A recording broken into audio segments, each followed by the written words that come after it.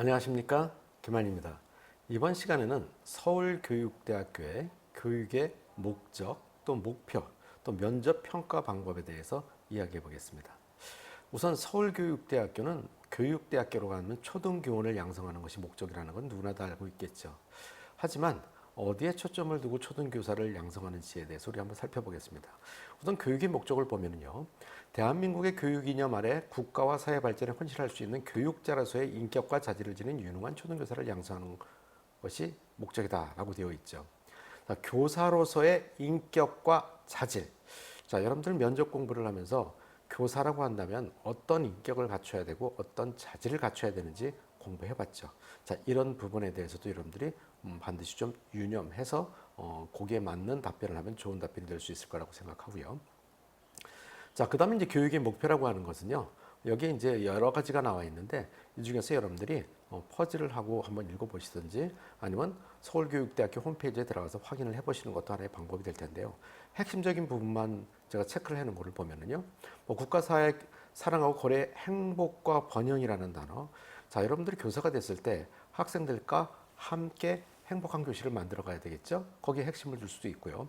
자, 그다음에 이제 민주주의 사회 생활에 필요한 능력과 태도를 배양한다. 그래서 우리가 보통 학교에서 학생들을 민주주의의 시민으로서 양성한다는 민주시민 교육을 시키고 있죠. 자, 이 부분에 대해서도 여러분들이 잘 알아두면 좋은 답변에 활용할 수 있을 것이라고 생각합니다. 자, 그 다음에 또 보면은 거기에서 보면 아동들을 이해할 수 있는 능력. 자, 경청하고 공감하고 소통하는 부분이죠. 이 부분도 답변에서 여러분들이 교사가 가져야 할 자질이라고 생각할 수 있죠. 자, 그 다음에 또 나오는 것을 보면은요, 노력하는 진지한 연구 자세. 자, 자기 개발을 위해서 끊임없이 노력을 해야 된다는 부분도 여러분들이 기억을 해야 될 것이고요. 그 다음에 이제 교육의 목표 마지막에 교육자로서의 확고한 신념. 자, 여러분들 교사상을 다 가지고 있을 거예요. 자, 그럼 교육자로서의 확고한 신념, 나는 어떤 신념을 가지고 있다는 것도 보여줄 필요가 있다는 부분이죠. 자, 이렇게 해서 교육의 목적과 교육의 목표에 대해서 우리가 알아봤고요. 자, 이번에는 서울교육대학교 면접 방법에 대해서 알아보겠습니다. 서울교육대학교는 여기를 보면요, 복수의 면접위원이 교직인성, 교직적성, 교직교양 분야에 심층문답을 통해서 5C, 인성융합, 창의, 코칭, 의사소통, 핵심 역량을 종합적으로 평가한다. 이렇게 되어 있습니다. 자, 그렇다고 한다면 서울교육대학교에서 문제는 세 문항이 출제가 돼요. 세 문항이 어떤 문항이 출제가 되냐면, 첫째, 교직 인성에 관련된 문항, 두 번째, 교직 적성에 관련된 문항, 그 다음에 교직 교행에 관련된 문장, 세 문항이 출제가 되는데 이 세 문항을 답변하는 시간이 전체가 10분입니다. 하지만 별도로 숙제할 시간을 주지 않아요. 자, 그렇기 때문에 여러분들이 면접장에 들어가서 문제를 보는 순간부터 시간은 체크가 되겠죠. 면접장에 들어서 시작하는 시간이.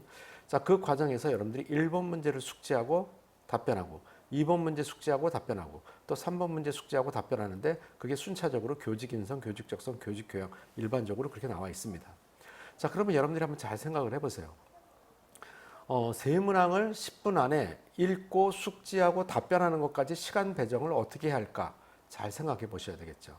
그래서 일반적으로는요, 한 문항을 숙지하는 데 걸리는 시간이 1분 정도, 그리고 답변하는 시간을 한 2분 정도 하는 것이 일반적입니다. 자, 그렇게 하면 중간중간에 약간 인터벌이 있다 하더라도 9분 정도면 세 문항이 끝나고요. 또 문항에 따라서 조금 길게 얘기한다 하더라도 10분 이내에 답변이 끝나게 됩니다. 자, 이렇게 1분과 2분을 세팅해서 이렇게 맞춰서 연습하는 것이 필요하고요. 자, 경우에 따라서는 여러분들이 답변한 부분에 대해서 교수님이 질문하는 경우도 있습니다. 하지만 대부분은 학생들이 답변한 것만 가지고 평가를 하게 되죠. 자, 이제 그런 경우에 여러분들이 1분 정도 남겨놨을 때 추가적으로 더 할 얘기 있으면 해봐라 라는 경우들이 있으면 또 부족한 부분에 대해서 보충 설명할 수도 있게 되겠죠. 그래서 1분 정도 하고, 그 다음에 여러분들이 세 문항을 다 얘기했는데 아직 시간이 남아있다라고 가정을 했을 때 마지막으로 하면서 전체적으로, 왜냐하면 교직인성, 교직적성, 교직교행에 관련된 부분이니까 전체적으로 본인은 이 부분에 대해서 어떻게 생각하고 어떠한 교육을 할 것이다 라는 부분까지 이야기하는 것도 하나의 방법이라고 할 수 있습니다. 자, 이렇게 해서 10분 동안에 여러분들이 답변한 내용을 가지고 평가를 하게 되는데요. 자, 그러면 답변을 할 때 우리가 교육의 목표, 교육의 목적에 대해서는 아까 확인을 해보았고요. 그럼 평가 기준은 5C라고 되어 있는데 그게 도대체 뭐냐? 여기를 보면요. 자, 인재상이라는 게 나와 있어요. 서울교육대학교 인재상. 자, 인재상이라고 하는 것은 전념하는 인재, 개방적인 인재, 도전하는 인재, 전문적인 인재. 어떻게 보면 이게 핵심이죠. 그래서 전념하는 인재에서는 뭘 나타낸다? 인성이에요, 인성. 여러분들 인적성 면접이라고 하잖아요. 인성이 우선 갖춰져 있어야 되겠죠. 그것이 교직 인성 부분에서 보는 제일 중요한 부분인데 여기서도 보면 성실하고 정직한 성품이다. 공감하고 배려하는 마음이다. 공정태 의식이다. 이걸 여러분들이 머릿속에다 넣고 이거에 맞춰서 이야기를 한다는 건 쉽지 않겠죠. 하지만 여러분들이 평상시에 어떤 것이 바른 인성이다라는 것을 가지고 있고 그렇게 행동하는 학생이라면 뭐 이거를 굳이 생각하지 않아도 이거에 맞는 답변이 이루어질 것이라고 생각합니다. 또 개방적인 인재라고 하는 부분에 있어서는 의사소통 부분을 이야기하는 것인데요. 자기 표현 역량, 대인관계, 리더십, 자 이런 부분이 나타나는 것인데 여러분들이 생각을 해봤을 때 자기 표현 역량이 없다라는 얘기는 표현 역량에 대해서 부족한 부분이 있겠죠. 이것 또한 평가하는 부분이 교사라는 부분이 평가 능력, 표현하는 능력이 없다고 한다면 자질이 부족하다고 볼 수 있겠죠. 이런 부분에서 여러분들이 개방적인 인재 부분에서 생각을 해보시고요. 그 다음에 이제 도전적인 인재라고 하는 것은 코칭이라고 되어 있어서 종합적인 사고 역량, 공감적인 이해, 문제 해결 역량. 자 여기서 제일 중요한 게 문제 해결 역량이라고 볼 수도 있겠죠. 그러니까 여러분들이 실제로 도전 정신을 가지고 어떤 문제를 해결하는 데 있어서 창의적인 방법으로 해결한다면 저 좋은 방법이 될 수도 있겠죠. 자, 그다음에 전문적인 인재에서는 창의성과 융합. 자, 여기서 이제 창의성이라는 것은 더 이상 하지 않아도 여러분들이 잘 알 수 있을 것이고요. 자, 그다음에 이제 융합이라고 하는 것은 인문학적 소양. 근데 여러분들 인문학적 소양이 도대체 뭐야? 라는 부분이 있죠. 그래서 시사 이슈에 대한 이해, 지식 정보에 대한 처리. 서울교육대학교 같은 경우에는 교육 이슈, 시사 이슈를 다 공부해 두는 것이 도움이 된다라는 부분도 여러분들이 기억해 두시기 바라고요. 그 부분이 시사 이슈에 대한 이해라는 부분이 평가 부분이 있기 때문인 것이죠. 자, 그럼 여러분들이 여기서 5C라는 것이 인성, 의사소통, 코칭, 창의성, 그다음에 융합에 관련된 부분인데요.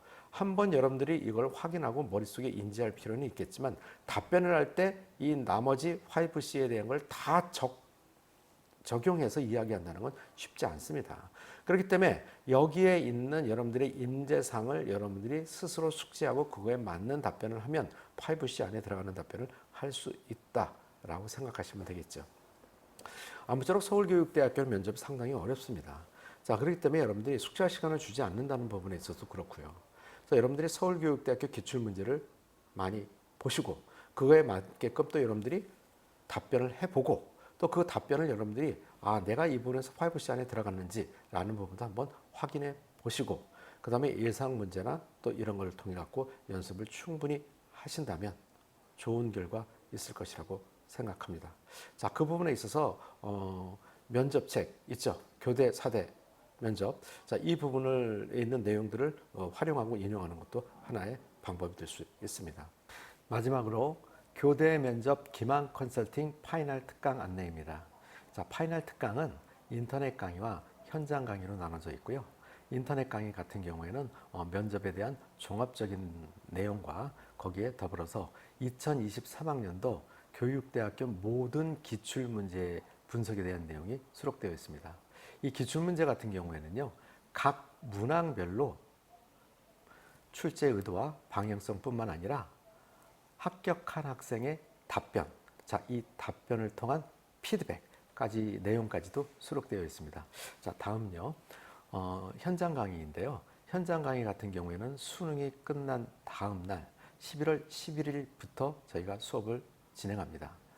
현장 강의 같은 경우는요. 학생들이 1단계가 합격한 다음에 수강 신청을 했을 때 저희가 인터넷 강의와 별개인 연계 인터넷 강좌가 있습니다. 연계 인터넷 강좌를 미리 학생들에게 열어주고 학생들이 그 연계 강좌를 먼저 듣고 현장에 와서 수업을 받게 된다면 훨씬 도움이 될 것입니다. 자, 그리고 이 학교별로 상세 일정은 기망 컨설팅 홈페이지 또는 고정 댓글창에 링크를 남겨둘 것입니다. 이 링크를 통해서 확인하실 수 있습니다. 상세 일정을 한번 확인해 보시기 바랍니다.